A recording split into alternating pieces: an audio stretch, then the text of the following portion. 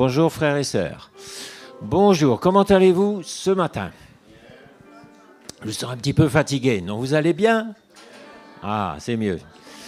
Eh bien, on va se tourner vers le Seigneur ce matin. Il nous a réservé des moments dans sa présence, des bons moments. On veut se réjouir parce qu'il est là. Et heureusement qu'il est là parce que s'il n'était pas là, on serait bien démunis, bien misérables. C'est pas vrai? Et puis je vois des visages nouveaux aussi parmi nous. On aura l'occasion de les accueillir tout à l'heure. Voilà, ben on va se lever et on va accueillir Jésus ce matin, car il nous accueille dans sa présence.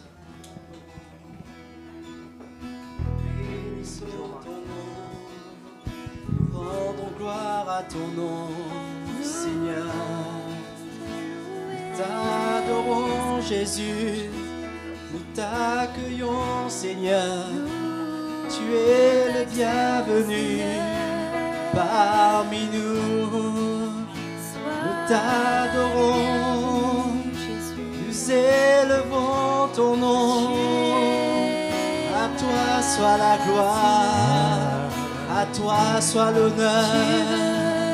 Nous levons nos voix vers toi, nous levons nos mains pour t'adorer, Seigneur.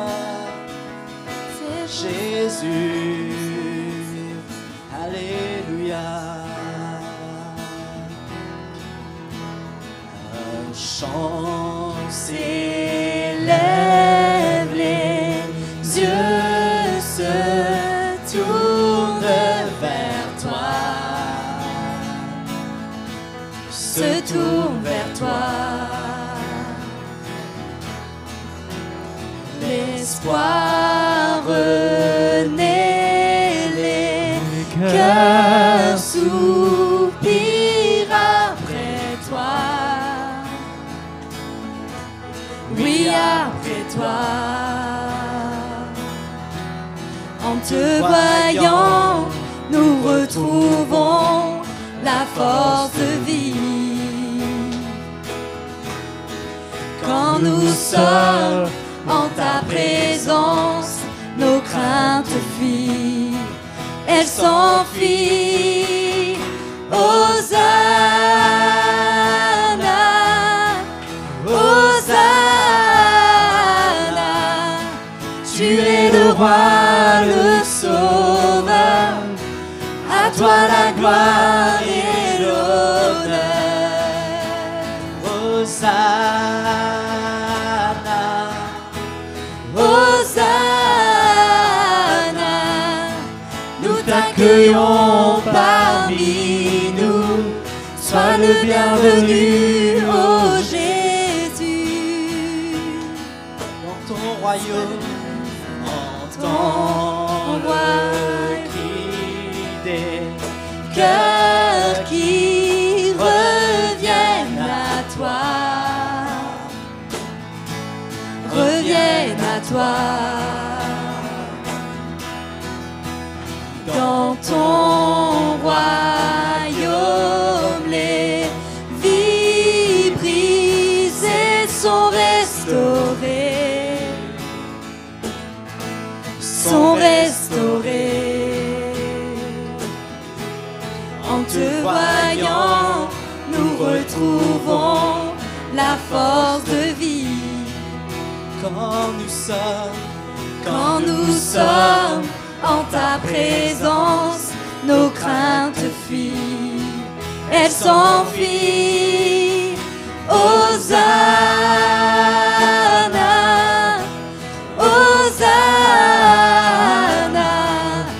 tu es le roi, le sauveur, à toi la gloire et l'honneur.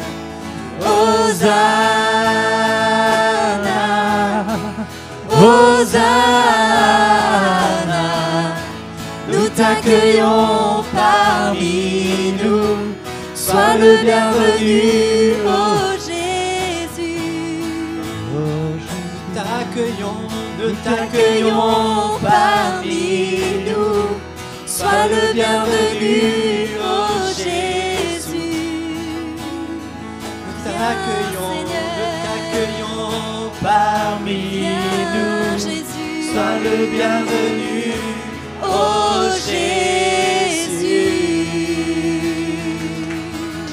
Alléluia. Viens, Seigneur, nous avons tellement besoin de toi. Oh, nous Seigneur. t'accueillons. Viens, T'accueillons, Seigneur, Jésus. Jésus. Alléluia. Viens Tu toucher. es le roi des rois. Bénissons ton nom. Tu es au-dessus de tout, Seigneur. Viens, Seigneur. Viens, Jésus.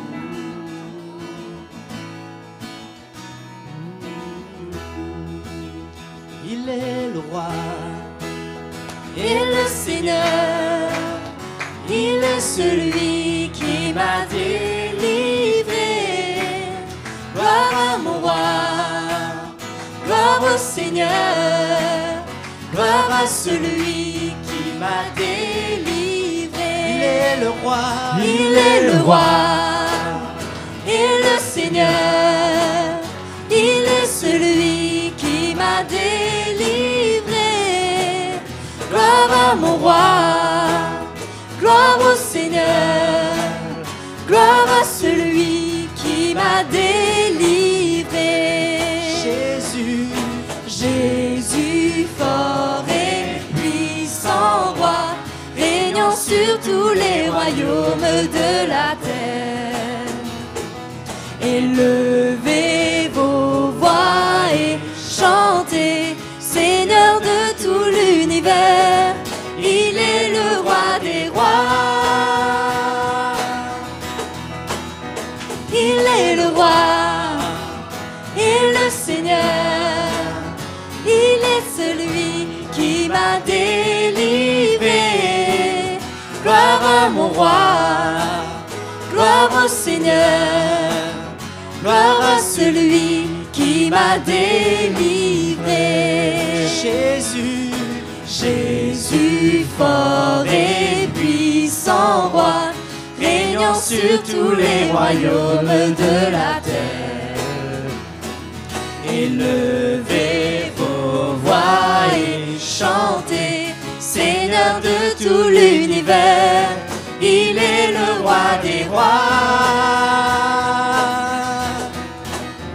Il est le roi et le Seigneur, il est celui qui m'a délivré.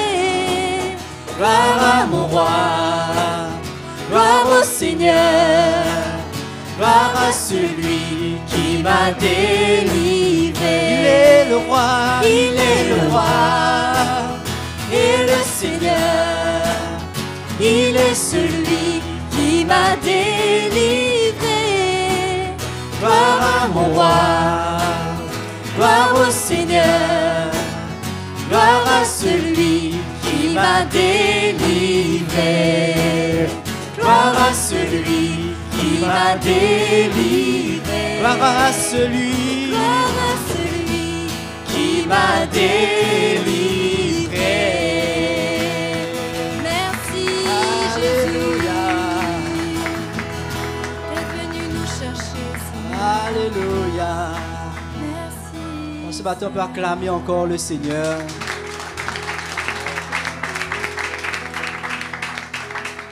De réaliser que c'est le Seigneur qui nous a sauvés. Ce n'est pas un homme. C'est pour cela, ce matin, on a plein de raisons d'exprimer nos cœurs dans la présence de Dieu.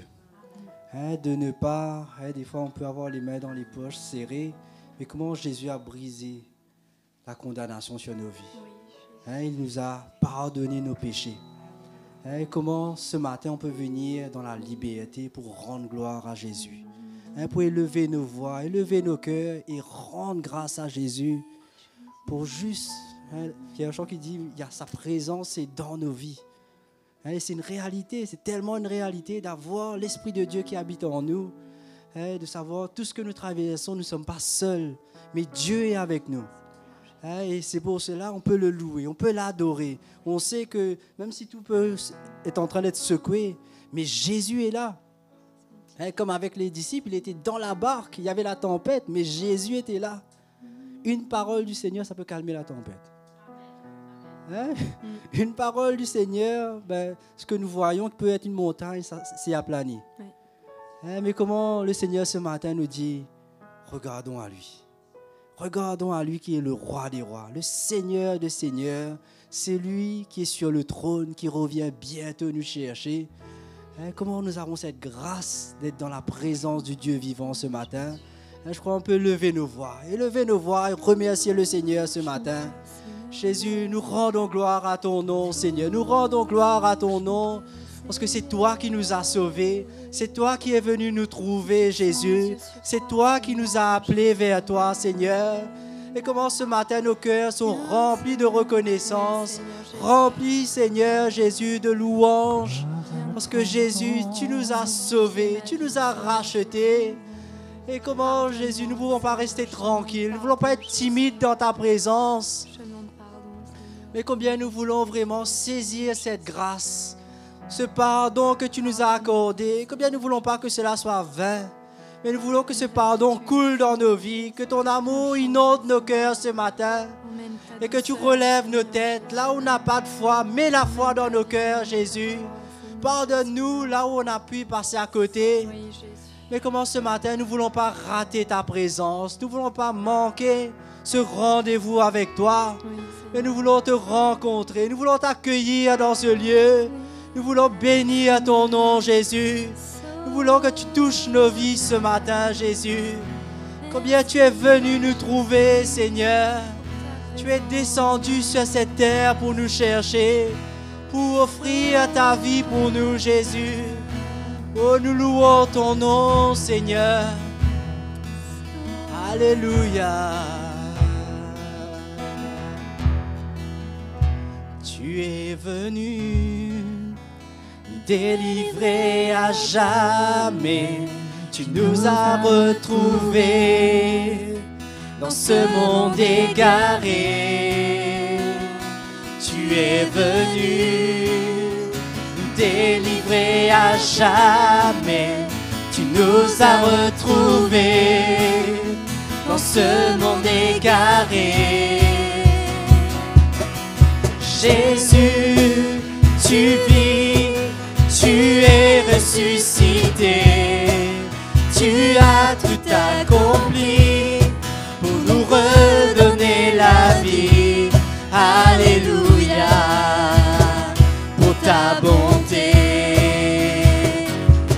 Alléluia, pour ta bonté. Mon sauveur, rédempteur, tu m'as retiré du péché. Ta puissance m'a changé. Tu as laissé ta divinité pour nous délivrer à jamais. Tu nous as retrouvés dans ce monde égaré. Tu es venu nous délivrer à jamais. Tu nous as retrouvés dans ce monde égaré. Jésus, tu vis, tu es ressuscité. Tu as tout accompli pour nous redonner la vie. Alléluia, pour ta bonté.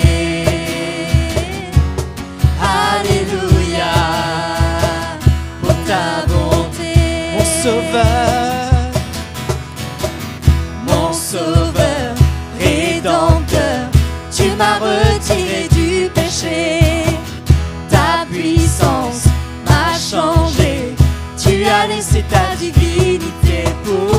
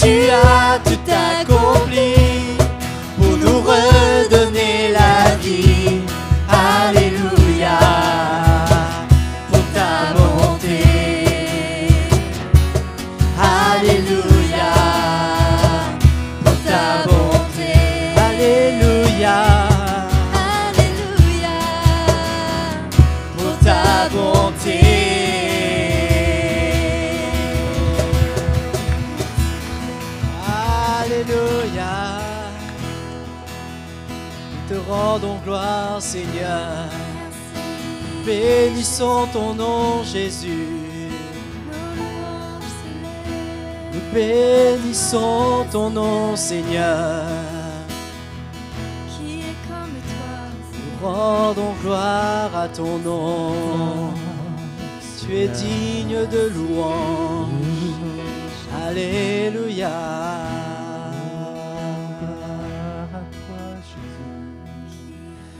Nous venons pour l'adorer. Nous venons pour l'adorer. Nous venons pour l'adorer. Christ, le Seigneur. Nous venons pour l'adorer. Nous venons pour l'adorer. Nous venons pour l'adorer. Christ, le Seigneur, car lui seul est digne, car lui seul est digne, car lui seul est digne. Christ le Seigneur, nous venons pour l'adorer. Nous venons pour l'adorer. Nous venons pour l'adorer. Christ le Seigneur. Nous venons pour l'adorer. Nous venons pour l'adorer. Nous venons pour l'adorer.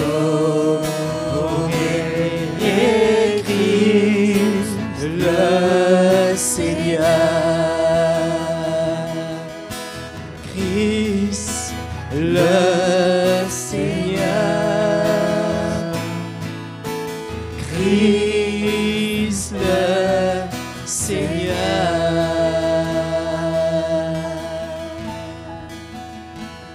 Oh, nous t'adorons, Seigneur. Sois magnifique. Oh, nous t'adorons, Jésus. Seigneur du Seigneur. Toi seul est digne d'être loué, Seigneur. Nous rendons gloire à ton nom, Seigneur. Adorons Jésus. Nous te louons, Seigneur. À toi la gloire. Nous te louons, Jésus. Si elle est veillante, elle est veillée à la baba. Car tu es mon Dieu. Tu es mon Dieu. Car tu es mon Dieu. Tu es mon Dieu. Je te chercherai et je te chercherai de tout mon cœur. Et je te chercherai de toute mon âme. Et je te chercherai de toute ma force, car tu es mon Dieu. Tu es mon Dieu. Tu es mon Dieu. Tu es mon Dieu. Car tu es mon Dieu. Tu es mon Dieu.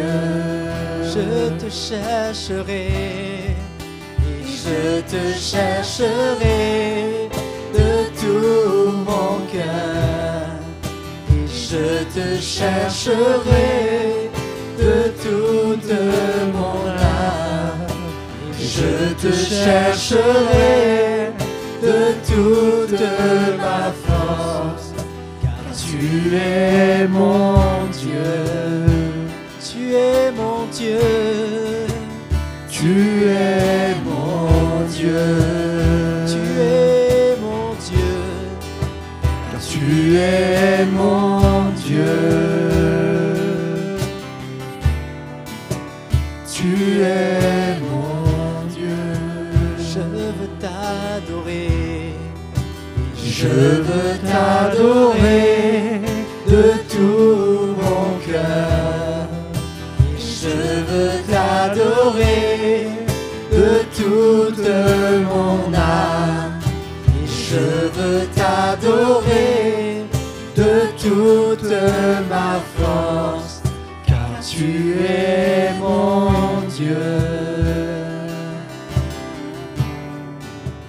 Tu es mon Dieu. Tu es mon Dieu. Tu es mon Dieu. Tu es mon Dieu. Tu es mon Dieu.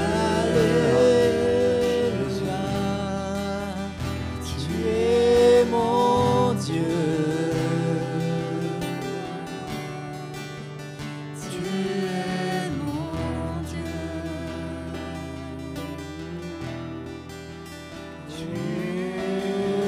Oh Seigneur, tu es puissant, tu peux tout Jésus,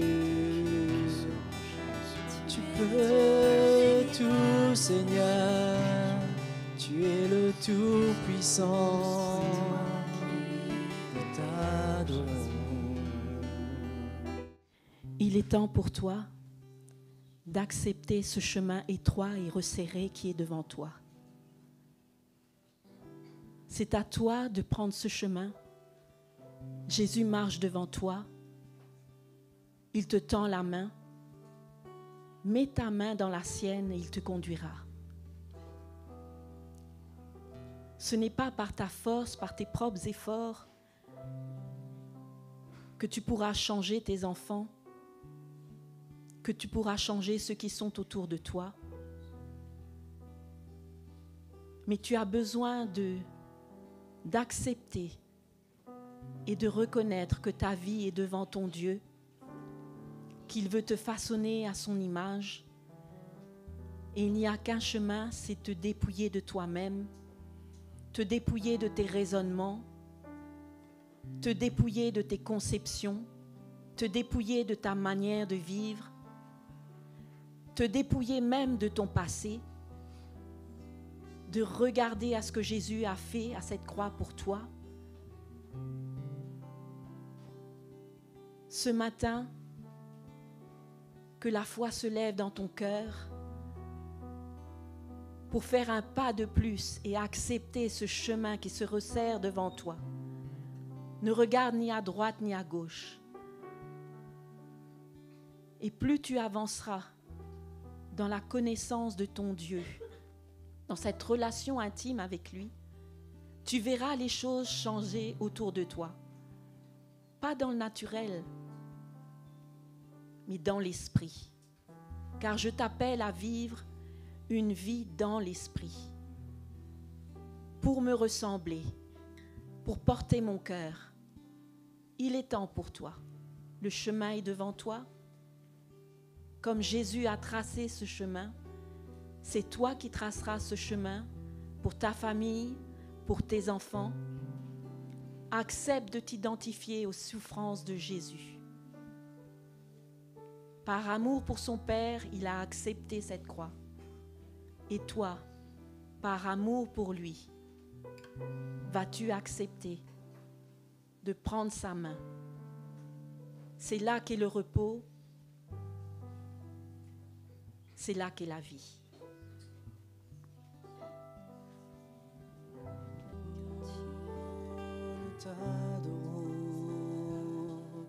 Nous inclinons devant toi. Nous nous inclinons dans ta présence. Alléluia.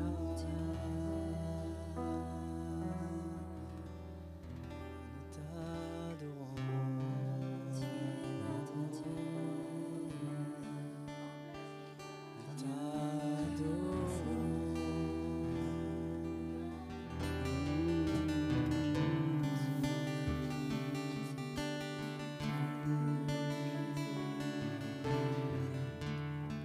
Dans le silence de ta majesté, dans la splendeur de ta sainteté, dans la gloire de ta présence, que j'entende ta voix, le doux murmure de ta voix, dans le silence,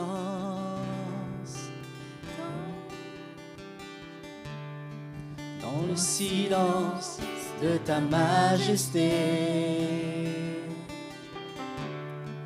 dans la splendeur de ta sainteté, dans la gloire de ta présence, que j'entende ta voix,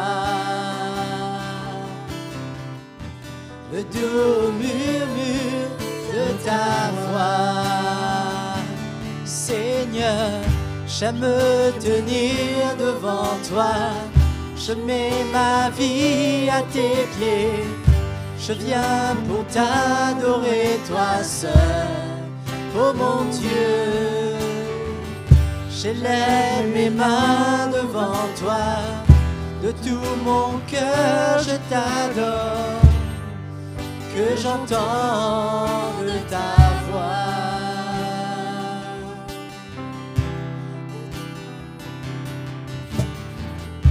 Le doux murmure de ta voix, que j'entende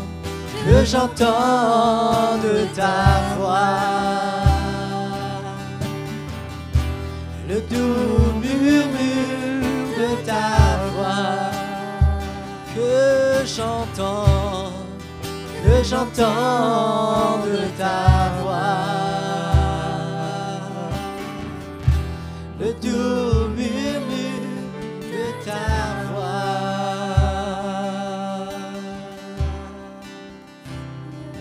Oh Jésus, voulons t'entendre, Seigneur, nous sommes à l'écoute. Parle à nos cœurs.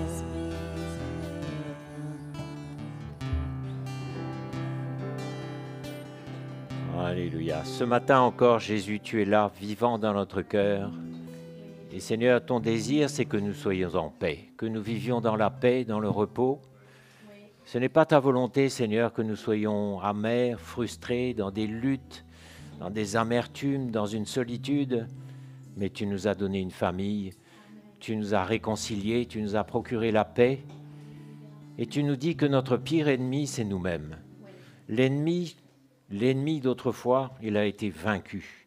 Il a été désarmé et il n'a plus aucun pouvoir sur nous. Mais notre pire ennemi, c'est nous-mêmes. Parce qu'au fond de nous, bien souvent, il y a comme un âne têtu qui veut faire sa volonté, qui résiste, qui ne veut pas se soumettre. Et on ne résiste pas volontairement, personne ne résiste volontairement, mais il y a quelque chose en nous qui résiste, et seul un miracle du Seigneur peut nous libérer. Et ce matin, Jésus est là, et nous demande une seule chose, c'est de nous humilier encore une fois devant lui, de déposer les armes, de déposer tout ça au pied de sa croix, avec la confiance que lui est capable de nous délivrer. Et ce matin, je crois qu'il veut délivrer plusieurs d'entre nous. Il veut que nous puissions capituler de ce côté têtu qu'on a, où on veut toujours faire à notre volonté, notre façon, mais il nous dit, laisse tout ça, je veux te voir vivre en paix. J'ai prévu pour toi un repos, j'ai prévu que tu sois bien, et bien en moi. Mes frères et sœurs, ce matin, c'est l'occasion encore. Si vous ressentez, si vous entendez sa voix, si vous êtes concernés, venez ici devant, approchez-vous, pas devant un homme, mais devant Jésus qui a le pouvoir de briser vos chaînes, qui a le pouvoir de renverser cet âne têtu qui résiste et de faire de vous une petite brebis docile, paisible et qui se laisse conduire aisément. Jésus, tu es là encore ce matin, tu appelles, tu veux briser les liens, tu veux trancher les chaînes. Seigneur, merci. Venez, mes frères et sœurs, si vous êtes fatigués de vous-même, fatigués de lutter, de résister, fatigués de vous-même, mais Jésus veut vous donner du repos ce matin. Il veut briser vos chaînes. Merci, Jésus. Il est notre paix. Il a renversé tous les murs. Il est notre paix. Il est notre paix. Il est notre paix. Il a renversé tous les murs. Il est notre paix. Il est notre paix. Décharge-toi, décharge-toi sur lui, car il prend soin de toi. Il est notre paix. Il est notre paix. Il est notre paix. Décharge-toi sur lui, car il prend soin de toi. Il est notre paix. Il est notre paix. Il est notre paix. Il est notre paix. Il est notre paix.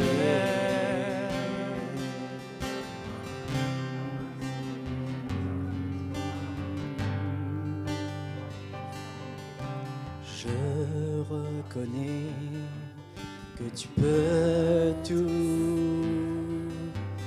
et que rien n'était impossible.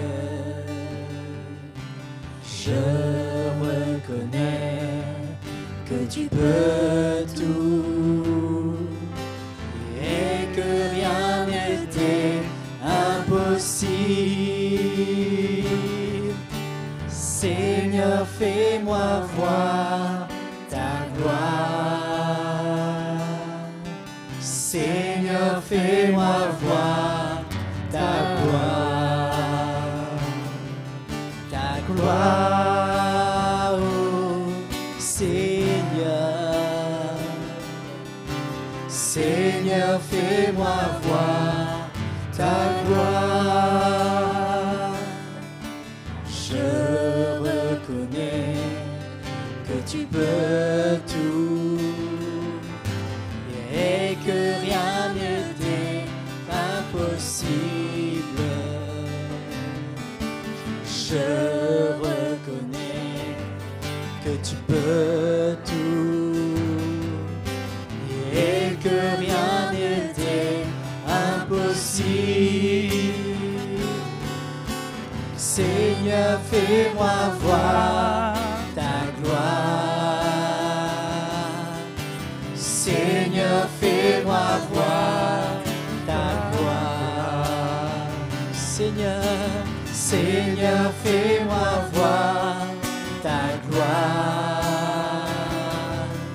Seigneur, fais-moi voir ta gloire. Ta gloire, oh Seigneur. Seigneur, fais-moi voir ta gloire.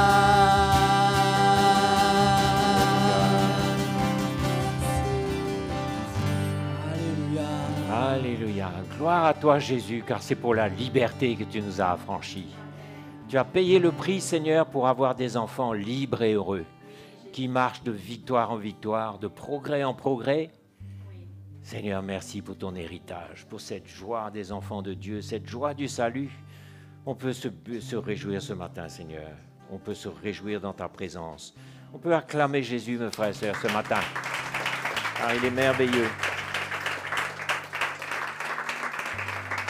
Il a un avenir et de l'espérance pour chacun ce matin. Quelle que soit notre situation, nos échecs, nos ratages, nos questions, il a un avenir pour nous. Et il est puissant pour nous aider. Donc, gloire à Dieu, on vous accueille ce matin encore. On va prendre un petit temps pour l'offrande, si on peut mettre les paniers, hein, parce que l'offrande, ça fait partie de la vie de l'Église. Et on va donner un petit temps pour ça, pour que frères et sœurs puissent donner leur chèque ou espèce.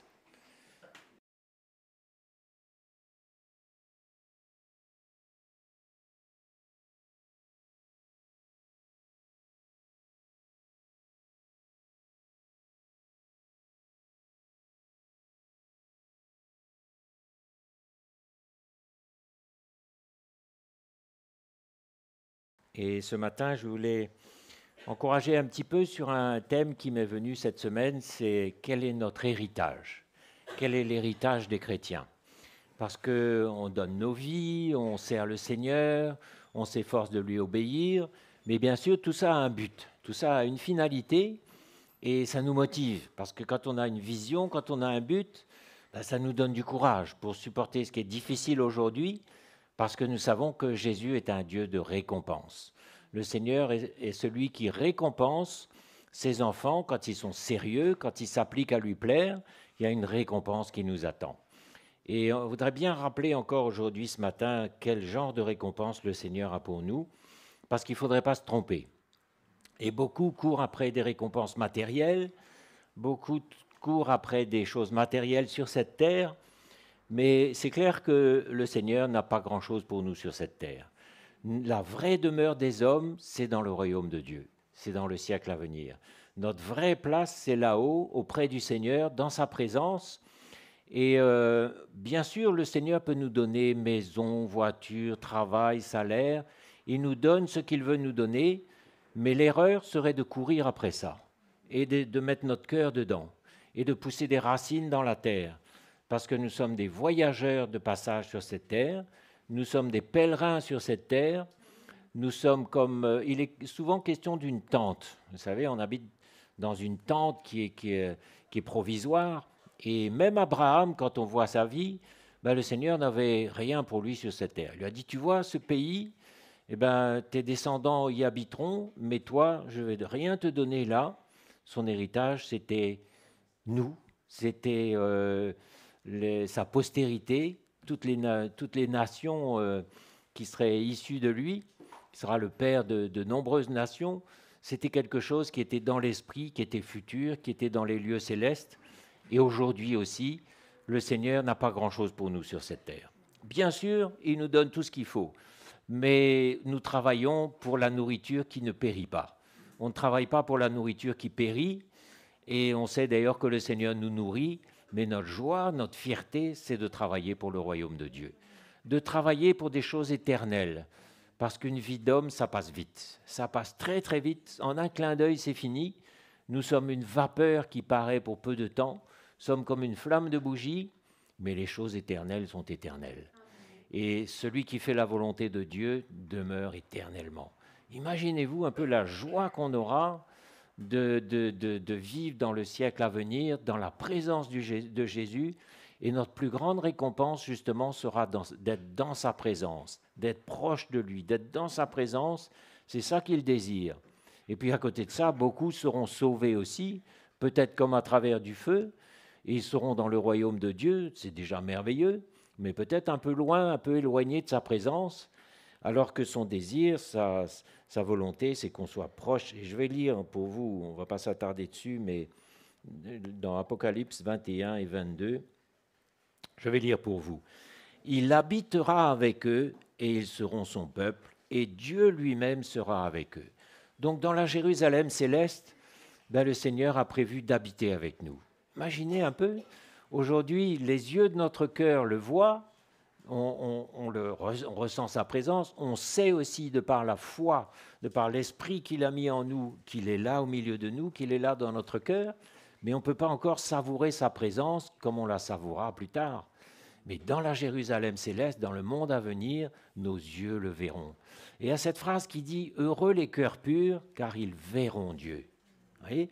Donc si on s'applique, si notre cœur est pur, si on travaille avec crainte et tremblement pour ce grand jour, on sera près du Seigneur, on le verra, on goûtera sa présence dans la Nouvelle Jérusalem. C'est ça notre destination. Et au chapitre 22, il en est encore question. Ces serviteurs, c'est qui ces serviteurs ? Les anciens ? Non, c'est tout le monde. Hein ? Enfin, j'espère, si vous le voulez. Ces serviteurs le serviront et verront sa face, et son nom sera sur leur front. Alors, le diable a prévu de mettre autre chose sur notre front, c'est sa marque à lui.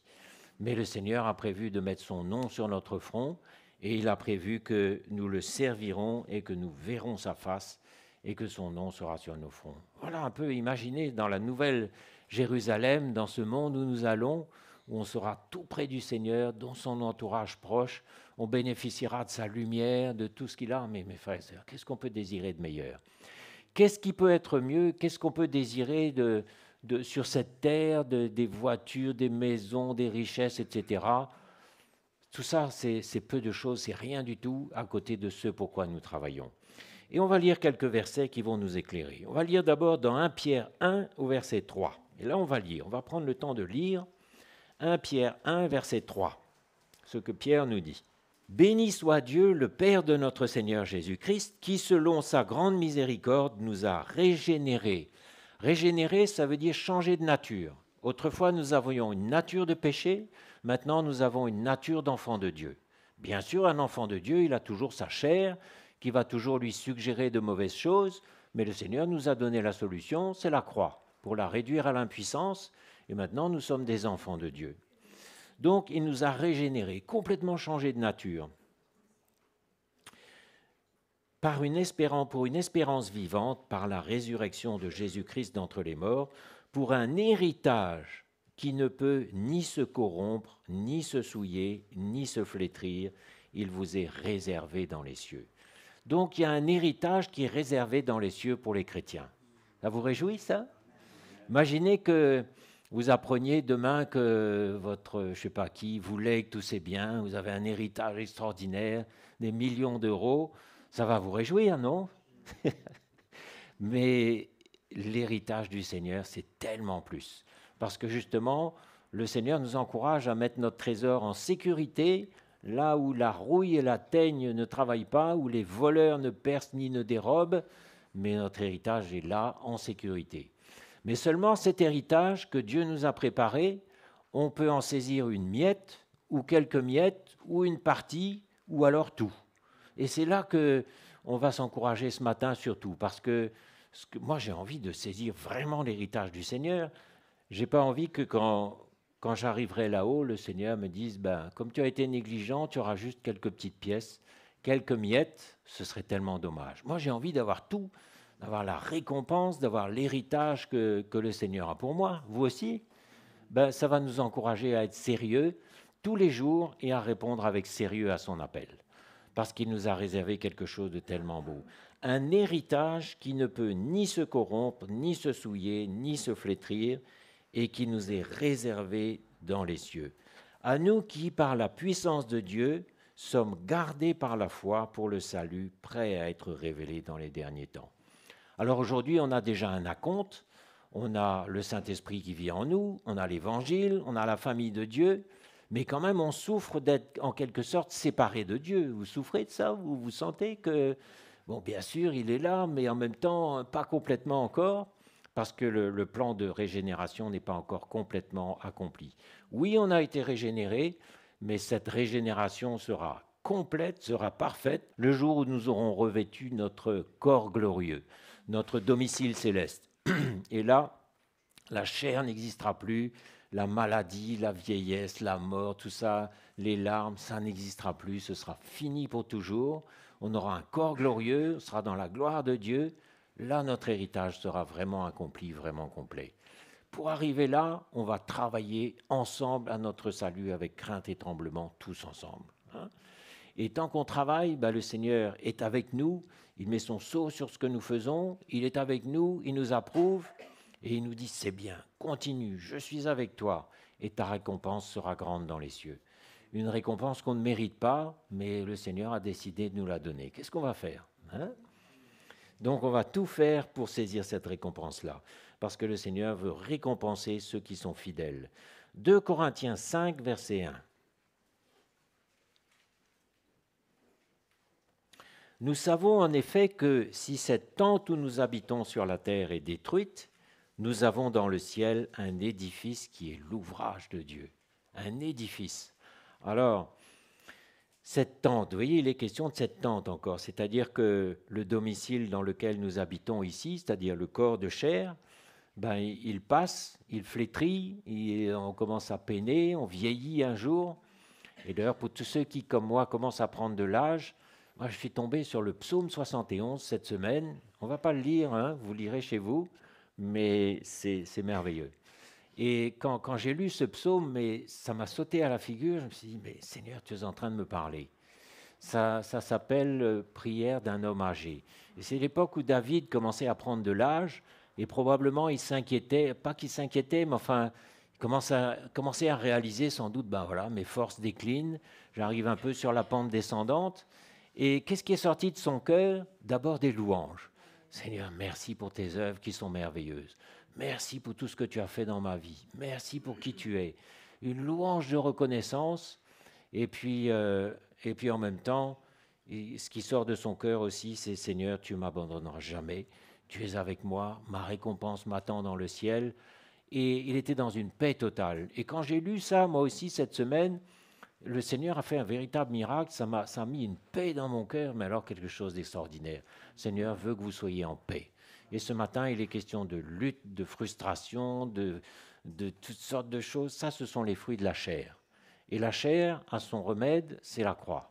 Et quand la croix a fait mourir la chair, il n'y a plus de lutte, de frustration, de compétition, de déception, mais il y a une paix extraordinaire qui s'installe en nous. Et moi, quand j'ai lu ce psaume 71, je me suis dit, waouh, exactement ce que j'avais dans mon cœur. Et je revoyais toutes les années passées où le Seigneur nous a bénis, où il a pris soin de nous, il a veillé sur nous, il ne nous a jamais manqué, pendant des années, il a toujours été fidèle. Et j'avais dans mon cœur une reconnaissance, je disais Seigneur, merci pour tout ce que tu as fait. Et il y avait une paix extraordinaire qui était là, une réjouissance aussi, parce que quand on a marché dans la bonne direction pendant des années, on est content. On se dit voilà, j'ai fait du bon boulot, je n'ai pas dévié, je suis allé dans la bonne direction, et on peut se réjouir.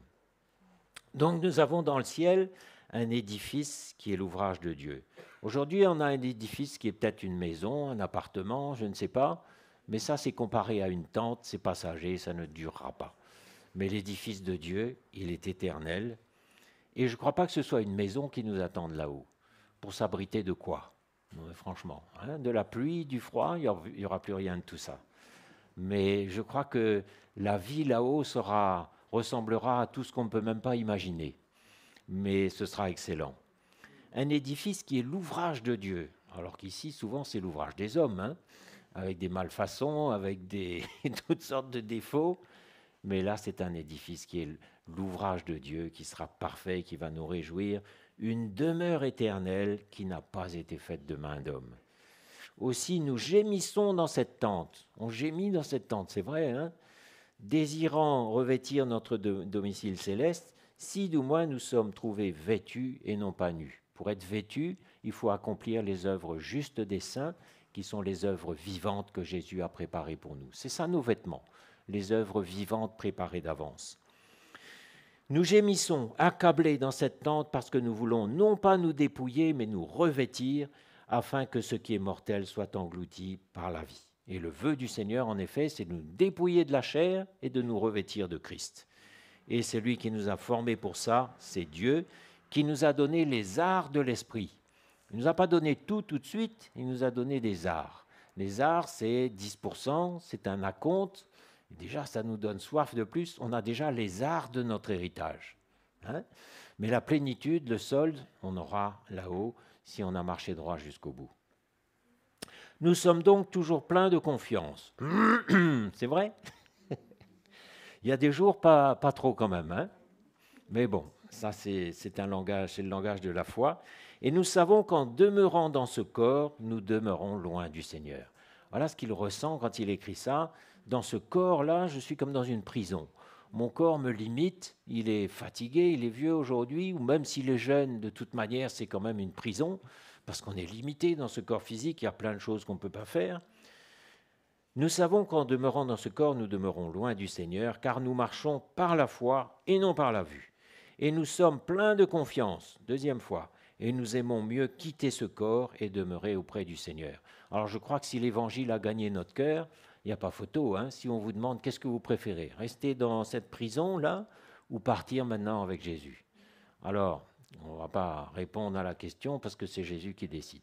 Ce n'est pas nous qui décidons quand on part, quand on reste, quand on s'en va. C'est lui qui a décidé, c'est lui qui a fixé les temps, c'est lui qui a fixé la durée des jours de notre vie et il ne se trompe pas. S'il a décidé qu'on devait vivre 90 ans, ben c'est ça qui est bon pour nous. S'il a décidé moins, c'est bon pour nous aussi, c'est lui qui décide. Mais quand même, il y a un désir, moi, dans mon cœur, d'aller là-haut, parce qu'ici, on est tellement limité, on est comme dans une prison. Et surtout, quand on prend de l'âge, on peut faire de moins en moins de choses, c'est un peu triste. C'est pour ça aussi que nous efforçons de lui être agréables, voilà, soit que nous demeurions dans ce corps, soit que nous le quittions, car il nous faut tous comparaître devant le tribunal de Christ, afin que chacun reçoive selon le bien ou le mal qu'il aura fait étant dans son corps. Alors ça, c'est l'aspect récompense. Ce n'est pas un tribunal pour juger l'enfer ou le ciel, ce n'est pas ça du tout, mais c'est un moment solennel quand même, où chacun d'entre nous, nous paraîtrons devant Jésus pour rendre compte de nos œuvres, pour rendre compte de nos vies. Et ça, il faut le savoir, c'est écrit, parce que le Seigneur nous dira, montre-moi un peu ce que tu as fait avec ce que je t'ai donné. Montre-moi, rends compte de ta gestion. Montre-moi un peu ce que tu as fait avec la vie que je t'ai donnée, que je t'ai prêtée pour un temps. Et là, il y a l'histoire des talents. Il y a l'homme qui avait 2 talents et il ressort. Il dit, voilà, Seigneur, je t'en ai rapporté 2 de plus. Et celui qui en avait 10, il dit au Seigneur, voilà, je t'en ai donné 10 de plus. Et le Seigneur lui dira, viens, bon et fidèle serviteur, rentre maintenant dans la joie de ton maître. Mais par contre, celui qui avait juste un talent, c'est-à-dire pas grand-chose, et qui est allé mettre ça dans la terre, il est mal. Il est mal et on ne voudrait pas être à sa place. Hein? Donc, encore une fois, on travaille pour notre salut. On travaille à notre salut. Mais ça, c'est l'aspect récompense. Donc. Maintenant, Hébreux 11, verset 8. Et là, il va être question d'Abraham. Et c'est ce que je vous disais tout à l'heure. Abraham lui-même, le Seigneur n'avait pas prévu de le bénir spécialement sur cette terre, mais il avait prévu pour lui un héritage extraordinaire dans les cieux. Hébreux 11, verset 8. C'est par la foi qu'Abraham, lors de sa vocation, obéit et partit pour un lieu qu'il devait recevoir en héritage. Et il partit sans savoir où il allait. Alors, dans l'Ancien Testament, c'était un lieu physique, la terre où coule le lait et le miel, mais pour nous, c'est un lieu spirituel. C'est un état de cœur, c'est une proximité avec Jésus. C'est par la foi qu'il vint s'établir dans la terre promise, comme dans une terre étrangère. Donc vous voyez, même sur cette terre, il était comme un pèlerin, comme un étranger, et le Seigneur n'avait rien de durable pour lui. Habitant sous des tentes, il habitait sous des tentes, Abraham. Un jour, quand le Seigneur s'est manifesté à lui, il a tout quitté. Il a laissé sa maison, il a laissé son territoire en Mésopotamie où il habitait, et il est parti, ne sachant même pas où il irait, et il habitait dans des tentes. Pendant que Lot, lui, au contraire, séduit par les lumières de la ville, était parti habiter à Sodome et Gomorrhe pour son malheur. Mais lui habitait dans des tentes, ainsi qu'Isaac et Jacob, les co-héritiers de la même promesse, car il attendait, alors qu'est-ce qu'il attendait, Abraham? Il attendait la cité qui a de solides fondements, celle dont Dieu est l'architecte et le consolateur, le constructeur. Il n'attendait pas un royaume terrestre, il n'attendait pas quelque chose de terrestre, mais il avait compris que c'était dans le siècle à venir, dans le royaume de Dieu, que ça allait se concrétiser. La cité qui a de solides fondements, c'est quoi ça? C'est la Nouvelle Jérusalem, c'est l'Église fidèle, c'est la Nouvelle Jérusalem, où l'Église fidèle habitera avec Jésus. C'est ça, la cité qui a de solides fondements. Et moi aussi, dans mon cœur, j'aspire à habiter là, habiter dans cette Jérusalem céleste. C'est ça mon désir, c'est à ça que je travaille, c'est ça ma récompense, celle dont Dieu est l'architecte et le constructeur. Et là, on ne peut pas imaginer, même le temple de Salomon, il y a une visite guidée virtuelle du temple de Salomon. Et alors, la visite guidée vous emmène dans ce temple qui était recouvert d'or pur, alors on vous promène, on vous montre le chandelier, les pains de proposition sur la table, l'autel des parfums, puis le lieu très saint. C'est extraordinaire et on est émerveillé quand on voit cette splendeur, mais tout ça n'était encore que l'ombre des choses à venir. Et la réalité, c'est la Nouvelle Jérusalem qui descendra du ciel dans une perfection qu'on ne peut pas imaginer. Et si nous sommes sérieux aujourd'hui, notre récompense, ce sera d'habiter là, dans la présence de Jésus, près de lui. Imaginez un peu, ça vous donne du courage pour continuer jusqu'au bout, hein? Celle dont Dieu est l'architecte et le constructeur. Jean 14, verset 2. Alors là, c'est Jésus qui parle. Et il nous dit, « Il y a plusieurs demeures dans la maison de mon Père. Si cela n'était pas, je vous l'aurais dit. Je vais vous préparer une place. Et lorsque je m'en serai allé et que je vous aurai préparé une place, je reviendrai et je vous prendrai avec moi, afin que là où je suis, vous aussi vous y soyez. Vous savez où je vais et vous en savez le chemin. » Donc Jésus nous dit, j'ai préparé une place. Donc on peut se dire chacun l'un à l'autre aujourd'hui, Jésus a préparé une place pour toi. Imaginez qu'il y a une place qui m'attend. Une place, ce n'est pas un rôle, ce n'est pas un grade, ce n'est pas quelque chose de prestigieux. Là, maintenant, on a son petit rôle, mais il nous a préparé une place et je crois que cette place-là, ce sera bien. Hein, vous ne croyez pas ? Jésus nous a préparé une place. Donc, on n'est pas comme tournant en rond, comme ne sachant pas ce qu'on vit, pourquoi on vit, qu'est-ce qu'on fait, mais on sait que le Seigneur nous a préparé une place.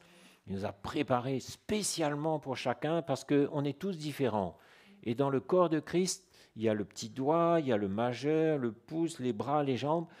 Tout est organisé à la perfection et chacun aura sa juste place, la place qui convient, mais seulement pour ça, il faut se laisser faire. Il ne faut pas dire, moi je voudrais être prophète, moi je voudrais être ceci, moi je voudrais être cela, moi j'ai mon plan, Seigneur bénis mon plan. Ça c'est la meilleure façon d'être tourmenté et malheureux. Et vous savez, souvent sans s'en apercevoir, on est comme ça. On a nos standards, nos raisonnements, nos ambitions personnelles, on a notre culture, on a toutes sortes de choses. Et le Seigneur nous dit, mais ce n'est pas ça que j'ai prévu pour toi. Ce que j'ai prévu d'abord, c'est de renverser tous tes plans pour mettre les miens à la place. Ça, mes frères et sœurs, dans la vie chrétienne, c'est le bœuf à bas. Tu as des ambitions, des désirs, des plans, eh bien, mets tout ça sur l'autel et le Seigneur va te montrer ce qu'il a pour toi. Hein, moi, j'avais des plans et des désirs autrefois. Il y avait des choses que j'aimais la mer, la Bretagne, j'aimais tout ça. Je n'y retourne plus jamais, fini. Le Seigneur avait un tout autre plan pour moi, dans une région où on ne voit pas la mer. Et enfin, c'est une façon un peu imagée de dire les choses, mais le plan de Dieu, c'est pas le nôtre, et c'est comme ça parce qu'il y a la croix devant nous. C'est pas le tapis rouge, c'est pas le Jésus qui bénit, c'est pas celui qui nous guérit, qui nous bénit, qui nous donne tout ce qu'on voudrait, et finalement Jésus devient comme un serviteur entre nos mains. Mais ça, ça n'a rien à voir avec l'Évangile. Le véritable Évangile, c'est mets tes plans sur l'autel, mets ta vie sur l'autel, prends ta croix, suis-moi comme j'ai marché sur la terre, où je n'ai pas fait ma volonté, mais j'ai fait la volonté de mon Père, et là tu auras un héritage dans le ciel que je ne t'explique pas. Je ne vais pas t'expliquer comment il est, ni à quoi il ressemble, ce sera la surprise. Tout ce qu'on sait, c'est que ce sera bien.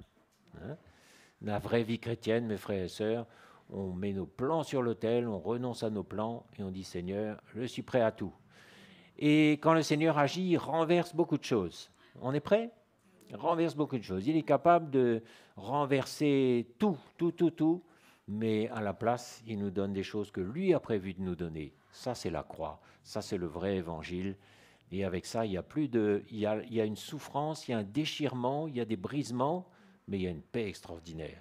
Alors que de l'autre côté, au contraire, quand on fait notre volonté, avec de l'intelligence, de l'efficacité et tout, forcément, il y aura l'activité de la chair, et ses fruits, la frustration, la déception, l'énervement, la compétition et toutes ces choses-là. Nous, on ne veut pas de ça, mes frères et sœurs. On veut la paix, on veut la croix, on veut les brisements et ce que Jésus a prévu pour moi. Ce que tu as prévu pour moi, Seigneur, c'est bon. Et souvent, il faut un peu de foi pour arriver à cette conclusion, parce que dans le naturel, tout paraît aller de travers. Tout paraît aller de travers. Ça va pas. Ça va pas. Ma santé, pas top. Mon boulot, ça va pas. Mes finances, c'est une catastrophe. Ben, c'est là-dedans que le Seigneur veut travailler. Je ne dis pas que c'est ça qu'il a, c'est pas son plan, mais c'est là-dedans qu'il a décidé de travailler et de former Christ en nous. Parce que ce qui va rester, c'est Christ en nous. Ce n'est pas toutes les choses, toutes les bénédictions, toutes ces choses de pacotille, mais Christ en nous, l'espérance de la gloire, ça résume tout. Et c'est ce que Jésus veut pour nous. Alors le chemin, comment on fait, comment on va là? Comment on a les disciples dans leur naïveté ont dit, ben, Seigneur, montre-nous le chemin, montre comment on fait pour aller là-haut. Mais il dit, je suis le chemin, la vérité et la vie. Et nul ne vient au Père que par moi.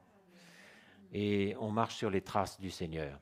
Le Seigneur, quand il est né, c'était même pas dans une maternité confortable, ni dans un hôtel, ni rien de tout ça. C'était dans une antre de la terre, dans une crèche, avec le bœuf et l'âne pour lui tenir chaud. Ensuite, il a vécu dans l'humilité.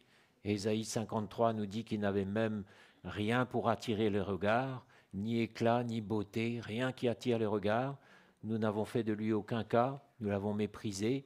Qui a reconnu le bras de l'Éternel? Voilà quelle a été la vie de celui sur les traces duquel nous marchons. Et nous, souvent, on voudrait être beau, intelligent, prospère, riche, réussir, être béni.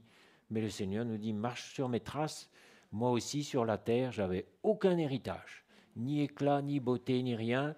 Il est né dans une crèche et il est mort comme un criminel sur une potence. Voilà quelle a été sa vie. Et nous sommes appelés à marcher sur cette trace. Donc, mes frères et sœurs, il faut recaler un petit peu nos gyroscopes là ce matin, parce qu'on a tellement encore en nous des idées fausses, des demandes erronées. Et si le Seigneur veut nous donner quand même une bonne vie, des bonnes choses, parce qu'il veut nous donner ça, gloire à Dieu, mais c'est lui qui choisit ce qu'il nous donne. Ce n'est pas nous qui demandons, Seigneur, donne-moi ci, fais ça. Le Seigneur sait ce qu'il a besoin de nous donner. Nous, notre part, c'est de nous soumettre, de mourir à nous-mêmes et de le laisser agir. C'est lui qui doit marcher devant nous. Ce n'est pas nous qui marchons devant lui en disant « Seigneur, bénis mon plan, bénis-moi, aide-moi, fais ci, fais ça ». Le Seigneur nous dit « Mais qu'est-ce que tu fais là? Arrête-toi, reste tranquille. C'est moi qui dois marcher devant toi et toi, apprends à marcher à mon rythme. Quand je marche, tu avances. Quand je m'arrête, tu t'arrêtes.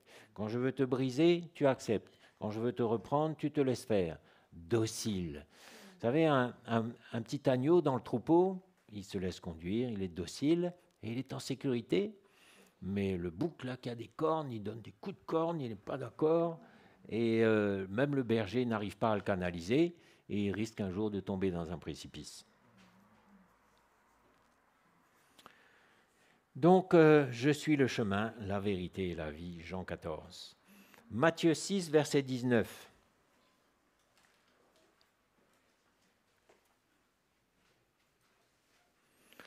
Ne vous amassez pas des trésors sur la terre où la teigne et la rouille détruisent et où les voleurs percent et dérobent.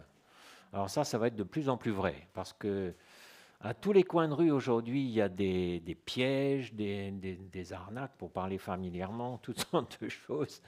Et dans tout ce que nous entreprenons sur la terre, il y a toujours des choses qui vont de travers. On sera toujours déçus, mais le Seigneur nous dit, amassez-vous, non pas des trésors sur la terre, mais des trésors dans le ciel. Alors comment on amasse un trésor dans le ciel? Comment on fait ça, hein? Eh bien, chaque fois que je meurs à moi-même, chaque fois que je donne ma vie au Seigneur, chaque fois que je lui obéis, chaque fois que je donne un verre d'eau fraîche à un serviteur de Dieu, chaque fois que je donne ma vie pour le royaume, je suis en train de remplir ce trésor qui sera le mien un jour. Donc personne ne souffre en vain, personne ne donne sa vie pour rien avec le Seigneur, mais Jésus est un Dieu de récompense. Et quand on lui obéit, quand on se soumet à lui, quand on veut vouer notre vie au succès du royaume de Dieu, lui nous récompensera, on aura un trésor dans le ciel. Et là où est ton trésor, là aussi forcément va être ton cœur. Donc fais attention, parce que si ton trésor c'est ta réussite sociale, ta maison, ta voiture, etc., ben forcément ton cœur va être dedans, tu vas être préoccupé, comment je vais entretenir, comment je vais développer, comment je vais acheter et vendre, comment je vais, etc. Toutes tes préoccupations vont être centrées là-dessus, mais la parole nous dit que le soldat, lui, quand il a été enrôlé, il ne se préoccupe pas des affaires de la vie, il veut être libre, il veut être opérationnel et il ne se laisse pas embarrasser par toutes ces affaires de la vie.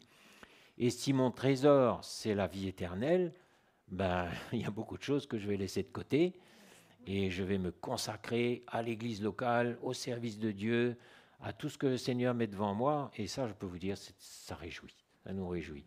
Et peut-être dans le naturel, je n'aurais pas grand-chose, mais le Seigneur non plus n'avait pas grand-chose sur la terre. Et quand il a eu besoin, lui et ses compagnons, de payer l'impôt, ben lui aussi passait par là. Et il a dit à un de ses disciples, va pêcher un poisson dans la rivière, il y a une pièce d'or dans son ventre. Et voilà comment il a pêché les impôts. Il a payé les impôts. Et il n'avait pas grand-chose sur la terre. Le Fils de l'homme n'a pas où reposer sa tête. Les oiseaux du ciel ont des nids, les renards ont des tanières, mais le Fils de l'homme n'a même pas où reposer sa tête. Il avait peut-être pendant quelques jours une maison ou un appartement, de même que Paul, les 2 dernières années de sa vie, il y avait un appartement à Rome, là, qui lui avait été aménagé, en résidence surveillée quand même, parce qu'il était prisonnier, il attendait son jugement. Mais voilà, il n'avait rien sur la terre, absolument rien. Certains jours, ses poches étaient vides, il n'y avait rien. Il nous dit même qu'il a jeûné par force. Qu'est-ce que ça veut dire, jeûner par force? Ça veut dire on ne mange pas parce qu'on n'a plus rien à manger. Paul est passé par là. Alors j'entendais les jours derniers un prédicateur qui pourtant dit des choses sensées, mais j'aime bien savoir ce qu'il dit, et subrepticement il glissait quand même un petit message sur la prospérité, en disant mais non, ce n'est pas la volonté de Dieu du tout que ses enfants passent par le manque, Paul est bien passé par là, il est passé par là, et le Seigneur a créé le riche et le pauvre, et il ne nous a jamais prédit qu'on ne manquerait jamais de rien, mais il nous a dit, ma parole, il nous a encouragé, l'homme ne vivra pas de pain seulement, mais de toute parole qui sort de la bouche de Dieu. Excusez-moi, je cherchais le verset.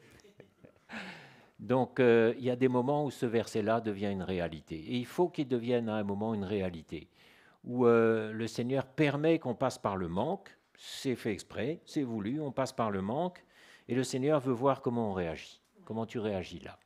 Est-ce que tu cries, tu pleures, tu me rejettes, tu me renies, tu t'inquiètes, etc. Ou est-ce que tu vas te laisser briser et reconnaître que oui, il y a des jours où on a beaucoup et il y a des jours où on passe par le manque.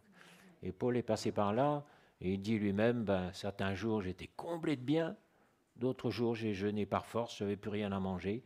J'ai connu le froid, la nudité, les faux frères, la persécution, la prison, le fouet, les chaînes, tout ça il a connu. Et nous, on ne peut pas désirer une vie royale sur la terre parce que le royaume de Dieu n'est pas de ce monde. Le royaume de Dieu, c'est le royaume des cieux. Et c'est là qu'on va, c'est la vraie demeure des hommes. Ici, on est de passage. Ne vous attardez pas ici, mes frères et sœurs. Tout ce qui est superflu, on laisse de côté. Et même si on doit rouler dans quelque chose de pas terrible ou habiter quelque chose de pas terrible, de toute façon, tout ça, ça va rester sur la terre quand la trompette va sonner. et ceux qui seront prêts seront enlevés dans le ciel. C'est ça qu'on doit viser.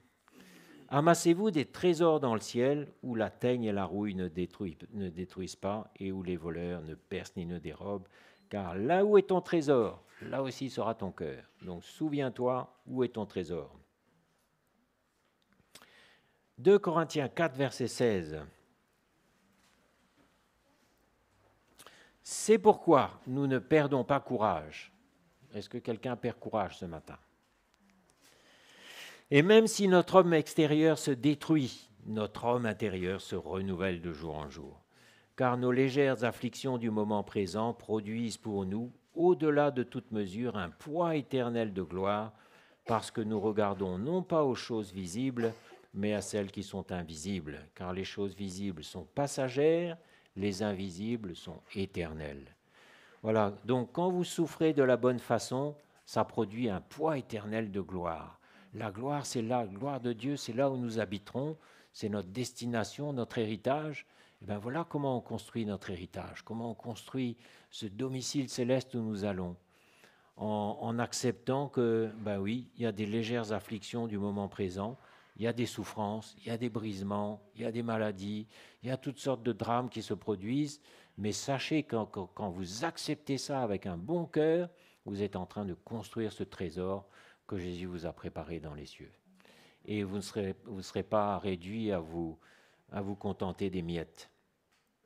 Nous savons en effet que si cette tente où nous habitons sur la terre est détruite, nous avons dans le ciel un édifice qui est l'ouvrage de Dieu, c'est ce qu'on disait tout à l'heure.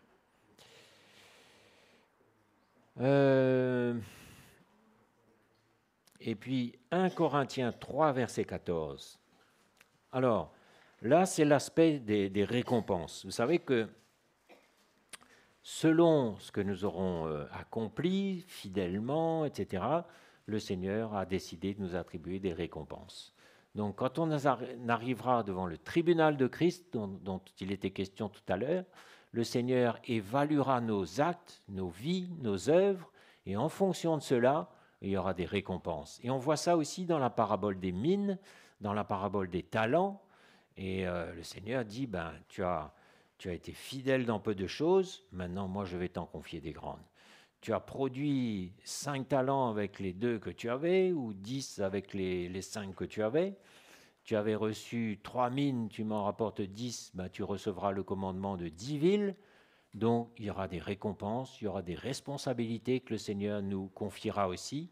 Le gouvernement de 10 villes, c'est quoi ça, hein, dans le royaume de Dieu? Ça évoque quelque chose pour vous? Moi je ne sais pas, hein, mais je crois que le Seigneur nous récompensera en nous confiant des choses si on a été fidèle dans les petites. Fidèle dans les petites choses aujourd'hui sur cette terre, le Seigneur nous en confiera des grandes dans le ciel plus tard. Donc les petites choses, c'est quoi? C'est garder mon cœur, c'est prendre ma croix. C'est souvent des petites choses, hein. Accepter de mourir à moi-même, accepter d'aimer quelqu'un que j'ai un peu du mal à aimer, pardonner, relâcher, faire confiance, vivre pleinement 1 Corinthiens 13. L'amour ne soupçonne pas le mal, l'amour parfait espère toujours. Vivre ça, ben c'est ça finalement dont il est question. C'est de ça qu'il est question. Et le Seigneur nous dit, si l'œuvre bâtie sur quelqu'un sur le fondement subsiste, il recevra une récompense. Si l'œuvre de quelqu'un est consumée, il perdra sa récompense. Il sera sauvé, mais comme au travers du feu. Alors qu'est-ce qu'on veut? Être sauvé juste à travers du feu et que le Seigneur nous dise, ben, 0 récompense pour toi, parce que tu n'as pas été sérieux, tu as traîné les pieds, tu as ignoré mon appel, tu as fait un peu n'importe quoi avec ta vie, ou alors tu m'as servi à ta façon, la façon que tu trouvais bonne, mais ce n'était pas la mienne, et je ne peux pas agréer ton œuvre maintenant. Vous savez, on revient à ce qu'on disait tout à l'heure, on ne peut pas servir le Seigneur à notre façon. Ce n'est pas possible. Moi, j'aimerais faire ça pour Dieu. Mais la première chose que Dieu veut faire, c'est te briser. Et comment on réagit là, quand Dieu veut nous briser, comme Job, comme Jacob? Ben, il y a un moment où on cesse de résister, la résistance en nous cesse et on se laisse briser. Et là, maintenant, on devient comme un petit agneau et on sert le Seigneur à sa façon et non plus à la nôtre.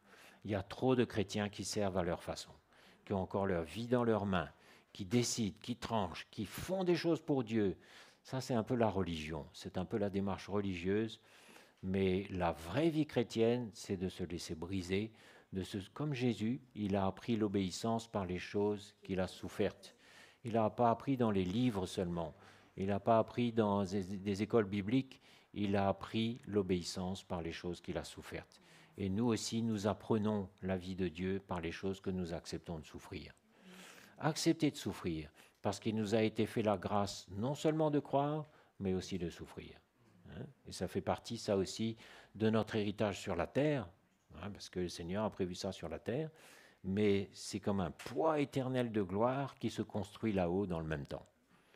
Tu souffres en ce moment pour la bonne cause, dans le ciel, il y a un édifice glorieux qui est en train de se construire pour toi, une place où tu seras bien. Donc le Seigneur est un Dieu de récompense. Et pour terminer, on va aller un peu dans Ézéchiel 44 et évoquer des passages que j'ai lus cette semaine qui sont extraordinaires, qui sont extrêmement parlants. Ézéchiel 44.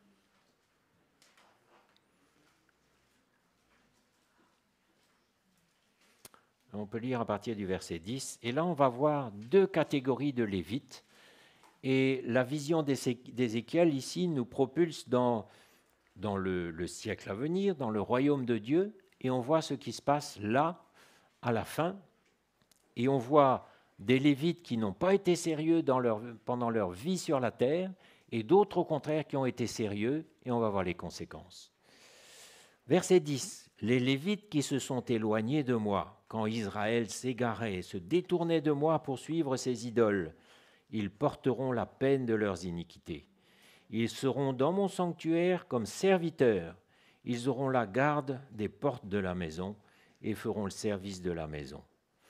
Donc, ces Lévites-là, vous savez, c'était les Lévites qui, à l'époque de la traversée du désert, à l'époque où les choses se passaient sur la terre, n'ont pas été sérieux, ils ont délaissé l'Éternel, ils se sont tournés vers des idoles. Ils ne sont pas en enfer, non, ils sont dans le royaume de Dieu. Mais le Seigneur leur dit, puisque vous n'avez pas été sérieux de votre vivant, je vais vous cantonner à des tâches subalternes dans mon royaume. Et vous ne serez plus maintenant dans mon sanctuaire, mais vous serez aux portes de la ville comme gardiens des portes. Vous voyez un peu comment la loi de cause à effet n'ont pas été sérieux sur la terre, mais un enfant, en même temps, un enfant de Dieu, ça reste un enfant de Dieu. Ils ne sont pas partis en enfer, ceux-là. Ils sont dans le royaume de Dieu, mais le Seigneur les cantonne à des tâches subalternes parce qu'ils ont méprisé la grâce de Dieu à l'époque. Ça doit nous parler fort. Et alors qu'au contraire, vous verrez ceux qui ont été fidèles, ce qui leur arrive, parce qu'ils l'ont servi devant ses idoles, verset 12, et qu'ils ont fait tomber dans le péché la maison d'Israël. Vous voyez comme c'est grave, non seulement de pécher, on n'est pas seul, mais de faire pécher les autres aussi. Je lève ma main sur eux, dit le Seigneur, pour qu'ils portent la peine de leur iniquité. Ils ne s'approcheront pas de moi, privés de la présence de Dieu, pas voués à être en enfer, mais privés de la présence de Dieu. Imaginez un peu la souffrance que ça doit être là-haut, d'être privé de ne pas voir Jésus, de ne pas être dans sa présence. Ils ne s'approcheront pas de moi pour être à mon service dans le sacerdoce.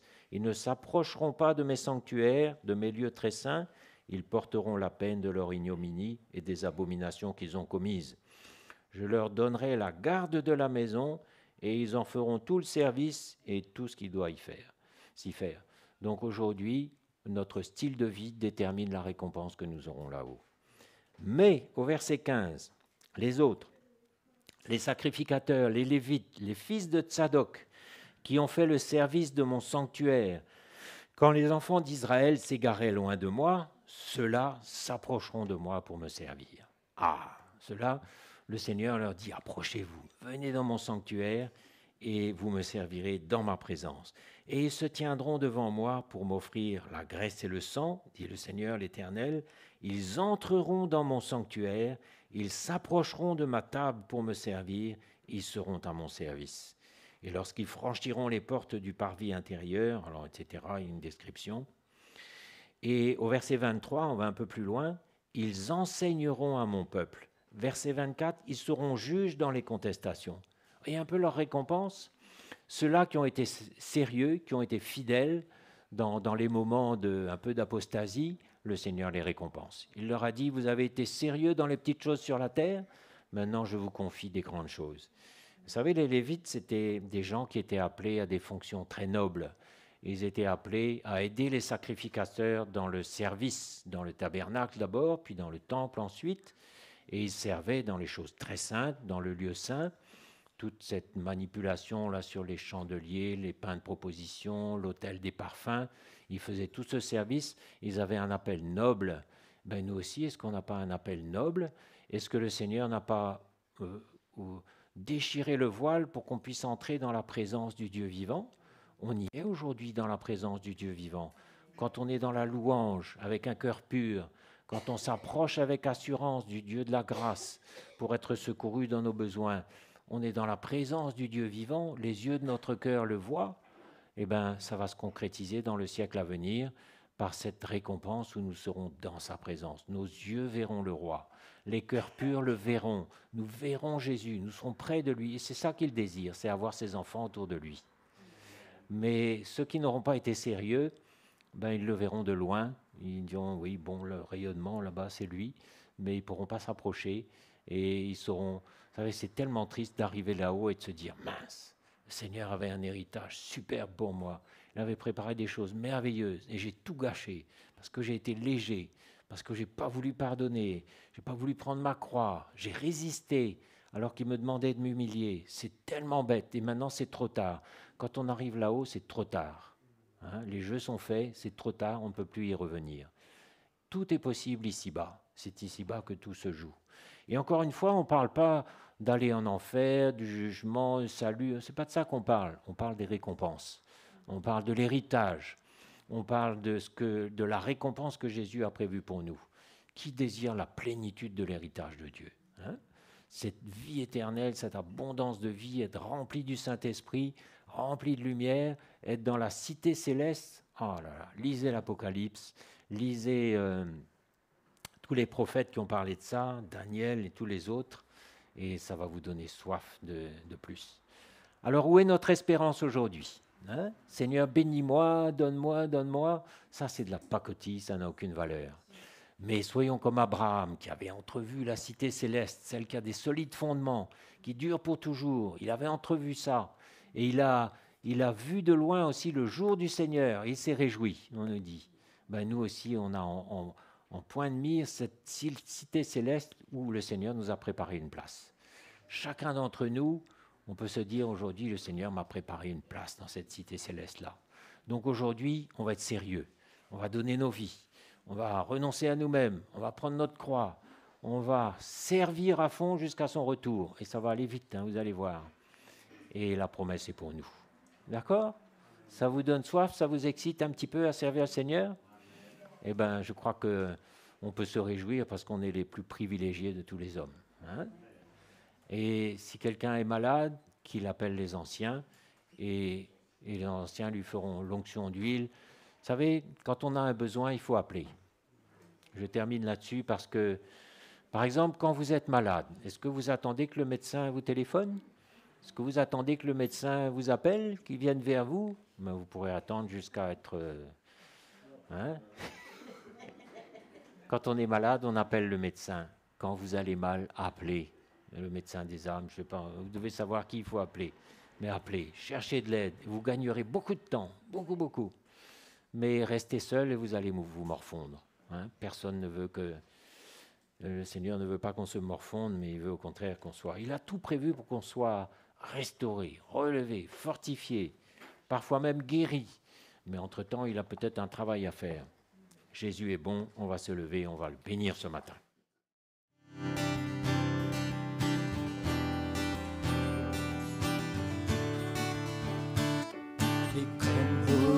Du prophète Élie qui parlait au nom du Seigneur.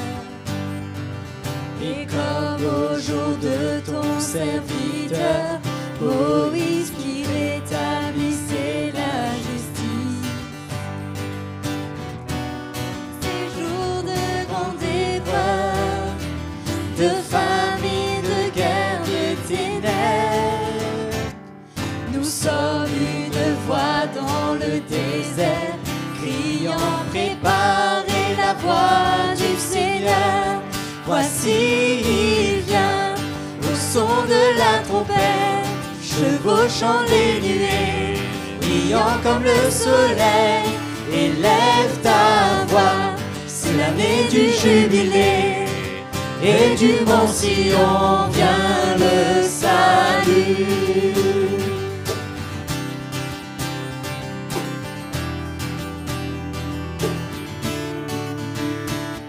Et comme dans la vision d'Ézéchiel, des eaux desséchées refroidies.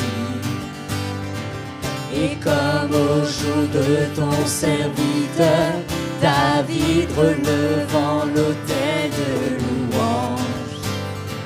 Voici le temps de la récolte, les champs sont blancs pour la moisson. Nous sommes ouvriers de la vigne du Seigneur, proclamons la parole de Dieu. Voici il vient au son de la trompette, chevauchant les nuées, brillant comme le soleil. Élève ta voix, c'est l'année du jubilé, et du mont Sion vient le salut. Voici il vient au son de la trompette, chevauchant les nuées, brillant comme le soleil. Élève ta voix, c'est l'année du jubilé, et du mont Sion vient le salut. Voici il vient au son de la trompette, chevauchant des nuées, brillant comme le soleil. Élève ta voix, c'est l'année du jubilé, et du mont Sion vient le salut.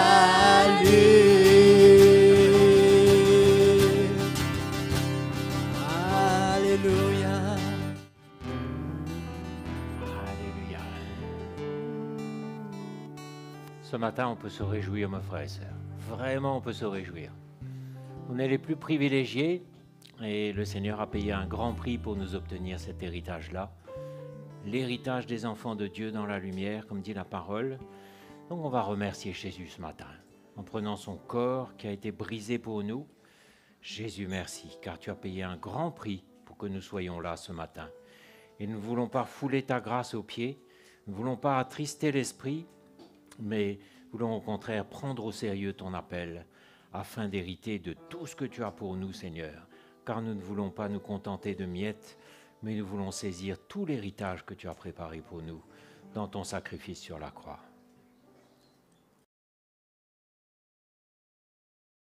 Merci pour ton sang qui a coulé, Seigneur. Merci Jésus. Merci Seigneur.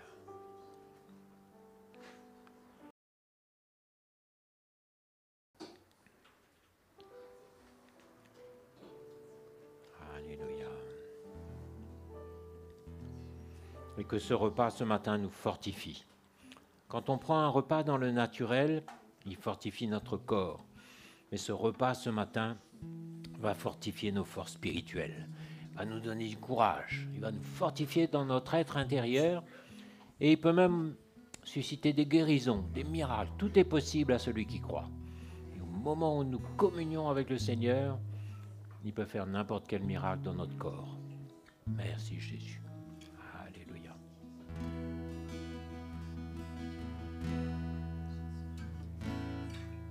Celui qui nous aime, qui nous a délivrés de nos péchés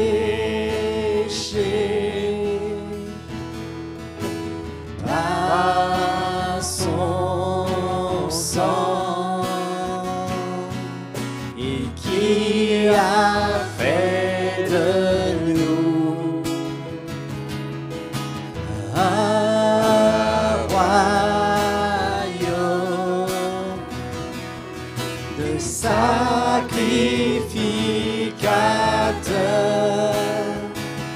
pour Dieu son Père. À lui soit la gloire et la puissance.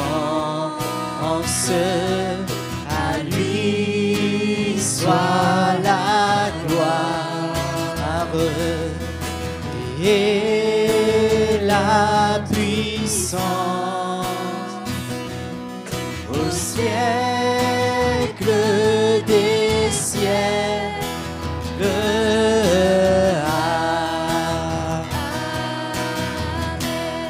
À celui qui nous aime, à celui qui nous aime, qui nous a délivrés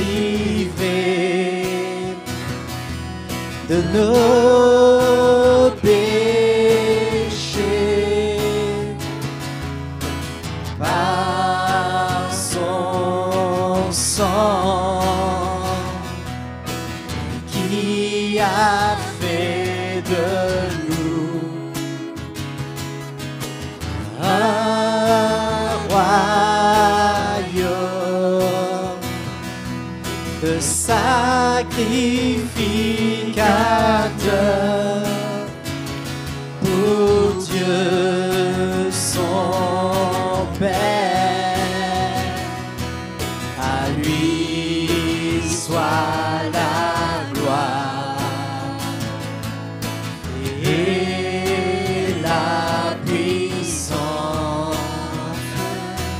À lui soit la gloire et la puissance au siècle des siècles.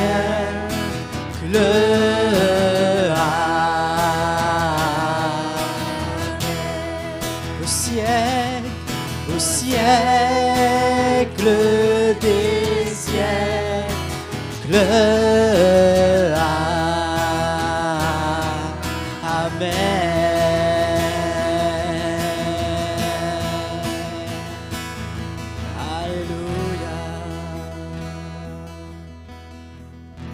Alléluia. Comment on a un grand héritage qui nous attend. Mais comment on ne peut pas faire comme sur cette terre pour l'avoir de manière tordue. Personne ne peut tromper Dieu. Mais comment il y a un appel à marcher sur ce chemin qui est étroit, à marcher sur les traces de Christ, pas chercher un chemin plus facile, mais être prêts, nous, dans nos cœurs, à nous identifier à Jésus. Dans tout. Tout. Plein d'occasions, on a de nous identifier à Jésus. On sort là, on prend notre voiture, on a plein d'occasions de nous identifier à Jésus et de ne pas donner accès à notre chair. Et comment le Seigneur veut nous aider. On va rentrer, mais comment la parole de Dieu reste avec nous. Ce que le Seigneur nous a montré, nous a convaincus, ne faisons pas comme si on n'a pas entendu. Mais devant le Seigneur, c'est le Seigneur qui nous parle. Le Seigneur qui convainc nos cœurs. Si le Seigneur nous a dit, tu as été léger jusqu'à maintenant avec ton héritage, humilions-nous devant le Seigneur. Chez nous, n'importe où, on peut s'humilier devant le Seigneur. Mais le frère Bernard disait ça, de ne pas nous endormir dans l'esprit. De vraiment veiller. Quand le Seigneur nous parle, humilions-nous. S'il nous dit, rectifie telle chose, rectifions. Disons pas, c'est Marc qui m'a dit ça. Disons pas, Annabelle qui m'a dit de me repentir. Mais si le Seigneur nous convainc de n'importe quelle manière de nous repentir, faisons-le de tous nos cœurs, frères et sœurs. Amen. On va s'arrêter là pour aujourd'hui. Rentrons bien chez nous.